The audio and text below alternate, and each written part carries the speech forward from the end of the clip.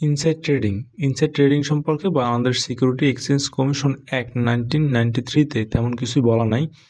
কিন্তু inside trading মূল যে ব্যাপারটা সেটা হচ্ছে কি, প্রথমে যে ইনসাইডার ইনফরমেশন হচ্ছে যেসব গোপন যে তথ্য থাকে, নথিপত্র থাকে কোনো একটা কোম্পানির অভ্যন্তরীণ বিষয়ে, কোনো যেমন শেয়ার প্রাইস, তারপর কোম্পানির লাভ লস, এইসব সংক্রান্ত যেসব তথ্য, এগুলো হচ্ছে ইনসাইডার ইনফরমেশন। আর ইনসাইডার কারা কারা, যেমন কোম্পানির এক্সিকিউটিভস, ডিরেক্টরস, এমপ্লয়িজ, তারপর auditors, legal adviser, major share holder, এরা হইতেছে কি ইনসাইডার। আর এই ইনসাইডাররা যদি ইনসাইডার ইনফরমেশন এইটা ডিসক্লোজ করে, তাইলে সেটা আইন পরিপন্থী একটা কাজ হবে। বা এই তথ্যটাকে তারা ইউজ করে, তারা যদি এইটাকে অপব্যবহার করে, যেমন ইলিগ্যাল কোনো একটা অ্যাডভান্টেজ নেয় তথ্য ইউজ করে, তাইলে সেটা হবে ইনসাইডার ট্রেডিং এবং এটা পুরোপুরি ইললিগাল। যেমন কোনো একটা কোম্পানির সিইও তো জানে যে কোম্পানি সামনে এই কোম্পানির লস হবে নাকি লাভ হবে। ধরো সামনে একটা কোনো একটা সময় তার বিশাল একটা লসের সম্মুখীন হবে কোম্পানিটা, সেইটা সে জানে, এবং জানার কারণে তার যে শেয়ার ছিল ওই কোম্পানিতে, এই শেয়ারগুলো বিক্রি করে দিছে। এবং পরবর্তী সময়ে যেহেতু লস হয়েছে, লস হওয়ার কারণে শেয়ারের দাম কমে গেছে, এবং আর যারা শেয়ার হোল্ডার ছিল তারা বিশাল একটা লসের সম্মুখীন হয়েছে। তো এইটা হচ্ছে গিয়া ইনসাইডার ট্রেডিংয়ের সবথেকে বাজে ব্যাপার বা নেগেটিভ দিক।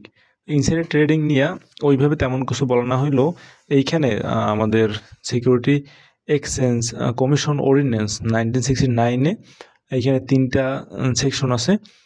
সেকশন 17-তে প্রথমে এটা ডিসক্লোজ করা নিয়ে কথাবার্তা বলা আছে, যে যারা দায়িত্বে আছে তারা দায়িত্বে থাইকা তাদের কাছে আসতে পারে এমন তথ্য তারা ডিসক্লোজ করবে না।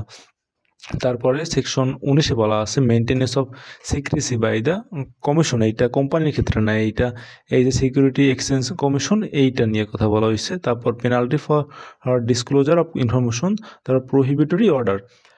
সেকশন 19-এ বলা আছে যে এই যে কমিশনের এক্সিস্টিং চেয়ারম্যান, বর্তমান যে চেয়ারম্যান এবং সাবেক যে চেয়ারম্যান বা কোনো মেম্বার বা এমপ্লয়ি লিগ্যালি এন্টাইটেল না এমন কোনো ব্যক্তির কাছে সে কোনো ধরনের কোনো তথ্য পাচার করবে না বা কোনো ধরনের ইনফরমেশন ডিসক্লোজ করবে না যেইটা তার পাওয়ার কোনো অধিকার নেই। আর এই তথ্যটা সে কমিশনের কোনো একটা ফাংশন পারফরমেন্স করতে যে সেই তথ্যটা পাইছে, এই ধরনের কোনো তথ্য বাইরে কারোর কাছে দিতে পারবে না।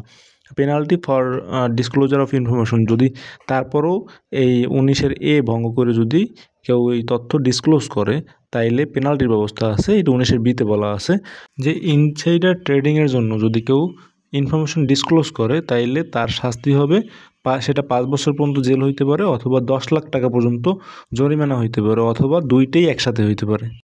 সেকশন 20-এ বলা আছে যে যদি কোনো সময় কমিশন মনে করে যে কোনো একজন ব্যক্তি এই সেকশন 19-এ যেটা বলা আছে যে maintenance of secrecy by the commission, এটা যদি মেনটেন করতে ব্যর্থ হয়, অথবা তার যদি মনে হয় যে সে এমন কিছু একটা করতে চাইতেছে যেইটা এই সেকশন 19-এর সাথে তার কমপ্লাই করার ব্যত্যয় ঘটাবে, বা সে এমন কিছু একটা করবে না যেইটা এই সেকশন 19 বা এই অর্ডিন্যান্স থেকে করতে বলবে, যদি তার এরকম কোনো কিছু মনে হয়, তাহলে সে যদি এরকম কিছু একটা করতে যায়, তাইলে মানে কমিশন তাকে বাধা দিতে পারবে, এবং যদি সে না করে তাহলে সেটা করার জন্য রুল সেট করে দিতে পারে। Rules regarding right issue. Right issue কি? রাইট ইস্যু সাধারণত কোনো একটা কোম্পানির যে এক্সিস্টিং শেয়ার ক্যাপিটাল থাকে তার সাথে যদি এডিশনাল শেয়ার ক্যাপিটাল অ্যাড করতে চায়, সেক্ষেত্রে ওরা নতুন শেয়ার ইস্যু করে, এবং এই শেয়ারটা ডিসকাউন্টেড রেটে যদি শেয়ার হোল্ডারদের কাছে বিক্রি করা হয়ে থাকে, তখন সেটাকে রাইট ইস্যু বলা হয়। এবং রাইট শেয়ার ইস্যু করার ক্ষেত্রে কিছু কন্ডিশন ফুলফিল করতে হয় আগে।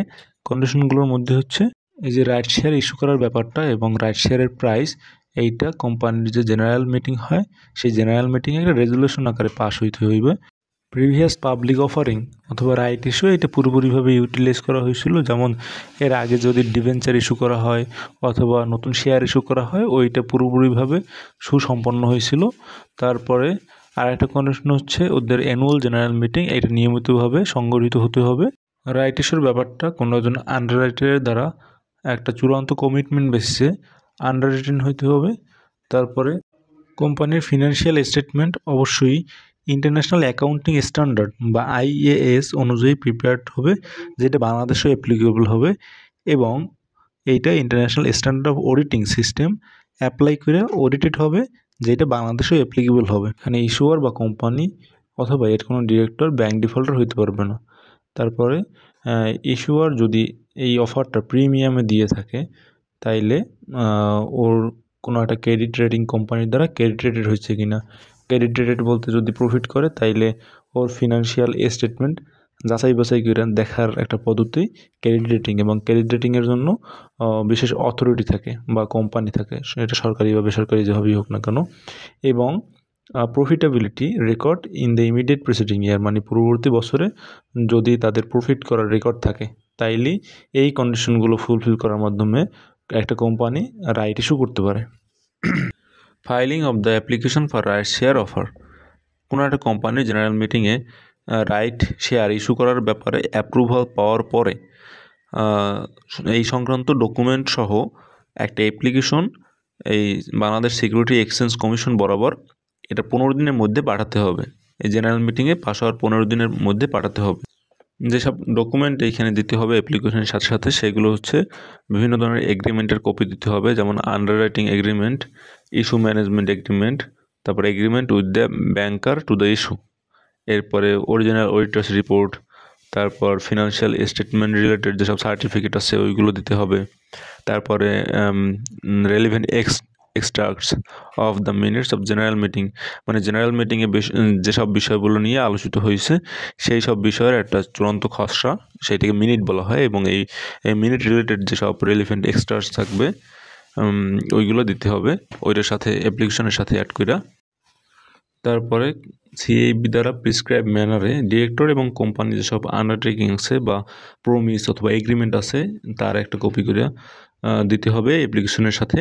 তারপর এইটা অ্যাপ্লিকেশন ফি 50,000 টাকা, এইটা আছে Bangladesh securities and exchange commission বরাবর পাঠাইতে হইবে, অথবা কোনো একটা ব্যাংকের পে অর্ডার বা ডিমান্ড ড্রাফট, এইটা সিকিউরিটি অ্যান্ড এক্সচেঞ্জ কমিশনের নামে ইস্যু করা লাগবে। তারপর হচ্ছে যদি কোনো একটা কোম্পানি এই যে প্রিমিয়ামে বা এই অফারটা যদি লাভে ছাড়ে, যেমন ওদের একটা শেয়ারের ফেস ভ্যালু হচ্ছে 10 টাকা, ওরা যদি এই শেয়ারটাই 15 টাকা বিক্রি করতে চায়, এইটার জন্য অফার দেয়, তাইলে হচ্ছে credit rating report of the ইস্যুয়ার, মানে যে পূর্ববর্তী বছরগুলোতে কীরকম প্রফিট হয়েছে এইটা একটা হিসাব, এইটা দিতে হবে। এরপর মেমোরেন্ডাম অফ অ্যাসোসিয়েশন এবং আর্টিকেল অফ অ্যাসোসিয়েশন, তারপর রিটার্ন অফ অ্যালটমেন্ট শেয়ার্স, এবং দ্য ডিরেক্টরদের যেসব বিষয়গুলো থাকবে ওইগুলো দিতে হবে অ্যাপ্লিকেশনের সাথে। তারপরে একটা সামারাইজ ক্যাশ ফ্লো স্টেটমেন্ট, মানে একটা কোম্পানিতে কত টাকা আসছে কত টাকা চলে গেছে এইগুলোর একটা হিসাব, তারপর প্রফিট এবং লসের একটা হিসাব দিতে হবে। তারপর যেসব মানে পূর্ববর্তী 5 বছরে যে রাইট শেয়ার ইস্যু করার পূর্ববর্তী 5 বছরে যেই ধরনের ডিভিডেন্ড ডিক্লেয়ার করা হয়েছে এবং পে করা হয়েছে এই ডিভিডেন্ডগুলো, তার একটা হিসাব একেবারে ডকুমেন্ট করে পাঠাইতে হবে। তারপর ডিউ ডিলিজেন্স সার্টিফিকেট, এইটা আর কি করতে হবে, সাবমিট করা লাগবে। ডিউ ডিলিজেন্স সার্টিফিকেট হচ্ছে এইটা হচ্ছে একেবারে সতর্কতার সাথে ঠিকঠাক মতো ডিরেক্টরদের মাধ্যমে কাজটা সম্পন্ন করা হয়েছে, এর একটা সার্টিফিকেট আর কি। তারপরে chief executive officer of the ইস্যুয়ার বা কোম্পানির যে চিফ এক্সিকিউটিভ অফিসার থাকবে বা ইস্যু ম্যানেজার, যেই নামে পরিচিত হোক না কেন, তার হচ্ছে সিল সহ সিগনেচার থাকা লাগবে এই যেসব ডকুমেন্ট আছে, ডকুমেন্টের কপি সাবমিট করার সাথে ওইটার সাথে অ্যাপ্রুভ করে। এবং অডিটেড ফিনান্সিয়াল স্টেটমেন্ট এবং রাইট শেয়ার অফারের ডকুমেন্ট, এইটা অবশ্যই কমিশনের কাছে 120 দিনের মধ্যে পাঠাতে হবে, যেই সময়ের জন্য এই ফিনান্সিয়াল স্টেটমেন্ট রেডি করা হয়েছিল তার 120 দিনের মধ্যে। অ্যাপ্রুভাল অ্যান্ড রিজেকশন, কোনো একটা ইস্যুয়ার বা কোম্পানি থেকে রাইট শেয়ার অফার করার জন্য যে অ্যাপ্লিকেশন, এইটা পাওয়ার পরে অ্যাপ্রুভালের জন্য সিকিউরিটি এক্সচেঞ্জ কমিশন প্রথমে এটা এক্সামিন করে দেখবে। যদি ওদের কাছে মনে হয় এই অ্যাপ্লিকেশনটা ইনকমপ্লিট, তাইলে এই অ্যাপ্লিকেশন দেওয়ার 28 দিনের মধ্যে কোথায় কোথায় ভুল আছে, কী কী সংশোধন করা লাগবে, এইটা লিখিতভাবে জানিয়ে ইস্যুয়ার বা কোম্পানিকে একটা নোটিশ দিবে, এবং কোম্পানি অবশ্যই ওইগুলো সংশোধন করে 15 দিনের মধ্যে যোগাযোগ করবে কমিশনের সাথে। তারপর একেবারে কমপ্লিট অ্যাপ্লিকেশন পাওয়ার পরে যদি কমিশন সন্তুষ্ট হয় তাইলে ওরা আর কি এটা অ্যাপ্রুভ করতে পারে এবং যে কোনো ধরনের কোনো শর্ত এগুলো আরোপ করে দিতে পারে যে এটা কমিশন ফিট মনে করবে। আর যদি এটা অ্যাপ্রুভ না হয় তাহলে কমিশন একটা রিজেকশন অর্ডার করবে এবং রিজেকশনের পেছনে যে রিজনগুলো আছে এইগুলো 60 দিনের মধ্যে উল্লেখ করে ওদেরকে চিঠি পাঠাবে। Approval fee on right share, কোনো একটা কোম্পানির যদি এই অ্যাপ্লিকেশন অ্যাপ্রুভ করা হয় সিকিউরিটি এক্সচেঞ্জ কমিশনের মাধ্যমে, তখন যে রাইট ইস্যু করার যে টোটাল অফার্ড অ্যামাউন্ট তার 0.15% 7 দিনের মধ্যে প্রিমিয়াম সহ জমা দিতে হবে। এটাকে বলা হয় ডিপোজিট অ্যাপ্রুভাল ফি। ওইটা ওরা কোনো একটা ব্যাংক চেকের মাধ্যমে বা ব্যাংক পেয়ারের মাধ্যমে এটা দিতে পারে অথবা সরাসরি ক্যাশও দিতে পারে। Conducting investigation or inquiry, section 17 of Bangladesh security exchange commission act 1993-তে বলা আছে যে যদি কমিশন মনে করে যে সেকশন 10-এর আন্ডারে যেসব ব্যক্তিবর্গের নাম দেওয়া আছে তাদের বিরুদ্ধে যে কারো বিরুদ্ধে তারা ইনভেস্টিগেশন চালাইতে পারে। সেকশন 10-এ যাদের কথা বলা আছে তারা হচ্ছে stock broker, sub broker, share transfer agent, bankers of issues, market bankers, register of issues, managers of issues, underwriters, portfolio managers, investment advisors, mutual funds, trustees of trust deeds, তারপর asset management companies, custodians, credit rating companies, এছাড়া যেসব আরও মধ্যবর্তী যেসব association থাকে security মার্কেটের তাদের বিরুদ্ধে যে কারোর বিরুদ্ধে ইনভেস্টিগেশন চালাইতে পারে কমিশন চাইলে। কোনো একজন ব্যক্তি অথবা একাধিক ব্যক্তি মিললে যদি একটা কমিটি গঠন করা হয় কমিশনের অথরাইজেশনে, তাইলে ওরা ইনভেস্টিগেশন চালাইতে পারে এবং ইনভেস্টিগেশন চালানোর পরে একটা রিপোর্ট কমিশন বরাবর ওরা সাবমিট করবে। এখানে উল্লেখ হচ্ছে যার বিরুদ্ধে ইনভেস্টিগেশন চালানো হবে তাকে অবশ্যই দরকারি যেসব কাগজপাতি ওরা চাইবে কমিটি বা কোনো একজন ব্যক্তি যারা নিয়োগ করা হয়েছে কমিশনের মাধ্যমে ইনভেস্টিগেশন চালানোর জন্য, তার কাছে এই ডকুমেন্ট বা তথ্য শেয়ার করতে হবে।